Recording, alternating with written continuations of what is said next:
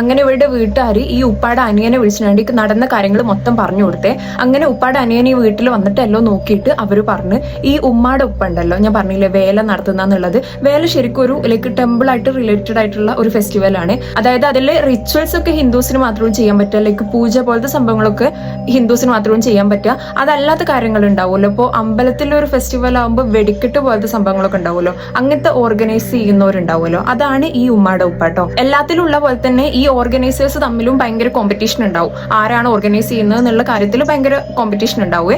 ഈ കഥ നടക്കുന്ന വർഷത്തിൽ ഏറ്റവും കൂടുതൽ വേല നടത്തിയിട്ടുണ്ടായിരുന്നത് ഈ ഉമ്മാടെ ഉപ്പയാണ്. അങ്ങനെ ഇവർ ഇതിൽ കോമ്പറ്റ് ചെയ്യുന്നവരുണ്ടാവുമല്ലോ, ഇവരുടെ ഒപ്പോണൻസ്, അവർ ഇയാൾക്കെതിരെ ബ്ലാക്ക് മാജിക് ചെയ്തതാന്നുള്ളത് പറഞ്ഞു. ആ ബ്ലാക്ക് മാജിക്കിൽ ഒരു ക്രീച്ചർ ഉണ്ടാവുമല്ലോ, അതായത് നമ്മൾ ജിന്നോ സോളെന്നോ എന്താ പറയുന്നത് വെച്ചാൽ അങ്ങനത്തെ ഒരു നെഗറ്റീവ് ക്രീച്ചർ ഉണ്ടാവുമല്ലോ, അതിനെയാണ് ഇവള് കാണുന്നത് എന്നാണ് ഇവർ പറഞ്ഞത്. അല്ലാണ്ട് ഈ കുട്ടി റിലേറ്റഡ് ഒരു സംഭവം അല്ല എന്നുള്ളത് അവർ പറഞ്ഞു കൊടുത്തേ. ഇത്രയും കേൾക്കുമ്പോൾ നമുക്കൊക്കെ ഡൗട്ട് ഉണ്ടാവും, എന്തുകൊണ്ട് ഇവള് മാത്രം കണ്ട് ലൈക്ക് ഇവൾക്ക് വേണ്ടി ചെയ്തതുകൂടി അല്ല, പിന്നെ എങ്ങനെ ഇവള് കണ്ടെന്നുള്ളതായിരിക്കും. അതിന് ഇവർ പറഞ്ഞത് ഇവരുടെ ഫാമിലി ഇങ്ങനെ റുക്കിയൊക്കെ ചെയ്യുന്ന ഫാമിലി അല്ലേ, അതായത് ഇവരുടെ ഉപ്പാടും ഉപ്പാക്കും ബാക്കി വീട്ടിലുള്ള ആൾക്കാർക്കെല്ലാം ഇങ്ങനത്തെ സംഭവങ്ങളെല്ലാം തിരിച്ചറിയാനും ഹീൽ ചെയ്യാനും ഒക്കെ ഉള്ള ഒരു സെൻസിറ്റിവിറ്റി ഉണ്ടല്ലോ, അതുകൊണ്ട് ആ ഒരു പാരമ്പര്യം കാരണമായിരിക്കും ഈ കുട്ടി ഇങ്ങനെ കണ്ടത് എന്നാണ് പറഞ്ഞത്. എന്നിട്ട് അവരെന്നെ പറഞ്ഞ് ലൈക്ക് ഈ റുക്കിയ എന്ന് പറയുന്നത് പാരമ്പര്യമായിട്ടുള്ള കാര്യമല്ല, പ്രാക്ടീസ് ചെയ്ത് ഉണ്ടാക്കിയെടുക്കുന്ന കഴിവാണ്, അതുകൊണ്ട് തന്നെ പാരമ്പര്യമായിട്ട് ഇത് കിട്ടാൻ ചാൻസ് ഭയങ്കര കുറവാണ്. ഈ കുട്ടീന്റെ കേസിൽ വേറൊരു പോസിബിലിറ്റി ഇല്ലാത്തതുകൊണ്ടാണ് ഇവരിങ്ങനെ പറഞ്ഞത്. അങ്ങനെ ഈ ഉപ്പാടെ അനിയന് ഇത് ഹീൽ ചെയ്യാനുള്ള റിച്വൽസ് എല്ലാം ചെയ്തിനാണ്ട് ഈ ബ്ലാക്ക് മാജിക് ഒഴിവാക്കി കൊടുത്തുട്ടോ.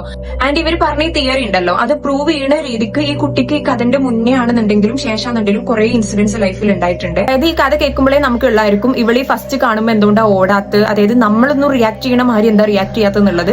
കാരണം എന്താ വെച്ചാൽ ഇവള് ചെറുതിലെ തൊട്ടന്നെ ഇങ്ങനെ ഷാഡോ ഫിഗേഴ്സിനെ അതുപോലെ ബ്ലാക്ക് ആയിട്ടുള്ള ലൈക്ക് ഫിഗേഴ്സിനെ ഒക്കെ ഇവള് കാണലുണ്ട് പോലും. അത് ഈ ഇൻസിഡന്റിലെ പോലെ വ്യക്തമായിട്ട് ഇവള് കാണില്ല കേട്ടോ, ഇത് ആദ്യമായിട്ടാണ്. അല്ലാണ്ട് ഷാഡോ പോലത്തെ ക്രീച്ചറിനെ ഇവള് കാണലുണ്ട്. പിന്നെ അതുപോലെ തന്നെ നെഗറ്റീവ് ആയിട്ട് ആർക്കെങ്കിലും എന്തെങ്കിലും ഉണ്ടെന്നുണ്ടെങ്കിൽ ഇവർക്ക് അത് സെൻസ് ചെയ്യാൻ കഴിയലുണ്ട്. ആൻഡ് ഈ ഇൻസിഡന്റ് കഴിഞ്ഞിട്ട് ഒരു 1 year ആയി. അതിനുശേഷം ഇവള് ഇങ്ങനത്തെ കോലത്തിൽ പിന്നെ ഒന്നിനും കണ്ടിട്ടില്ല. പക്ഷേ ഇതിന് ശേഷം ഇവളുടെ ലൈഫിൽ ഇതുപോലത്തെ കുഞ്ഞു സിനാരിയോസ് ഉണ്ടായിട്ടുണ്ട്.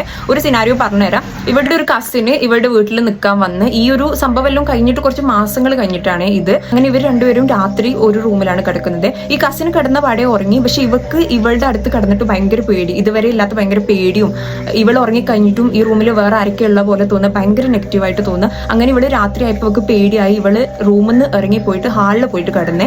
അങ്ങനെ പിറ്റേ ദിവസം ഈ കസിന് ഇവളുടെ വീട്ടിൽ തന്നെ പോയി, കസിന്റെ വീട്ടിൽ തന്നെ തിരിച്ചു പോയി.